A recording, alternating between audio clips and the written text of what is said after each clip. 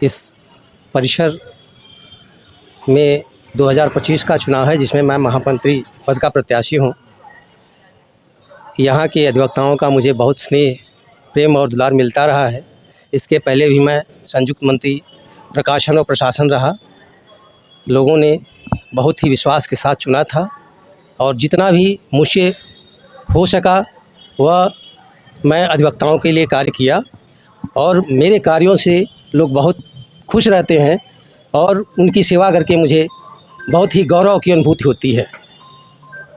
इस बार भी महामंत्री पद के लिए मैं उम्मीदवार हूं और मुझे आशा ही नहीं पूर्ण विश्वास है कि यहाँ के गुरुजनवृंद, वरिष्ठ, कनिष्ठ और संपन्न अधिवक्तागण अपना मत मुझे अवश्य प्रदान करेंगे, क्योंकि उन्होंने मेरे कार्यकाल को देखा है। कभी भी किसी भी अधिवक्ता की कोई समस्या होती है, जब भी मुझे वह याद करता है, रात के 12 बजे 2 बजे भी मैं उनकी सेवा के लिए तत्पर रहता हूं। इस नाते आशा ही नहीं, मुझे पूर्ण विश्वास है कि इस बार पुनः लोग अपने मतों का प्रयोग करके मुझे महामंत्री पद पर अवश्य चुनेंगे। क्या विजन है आपका? देखिए, ये जो कलेक्ट्रेट है, यहाँ समस्याओं का अंबार लगा हुआ है। रिकॉर्ड रूम से लेकर तहसील तक सारी अव्यवस्थाएं ही अव्यवस्थाएं हैं। आने के बाद उनको मैं सुचारू रूप से संचालित कराऊंगा।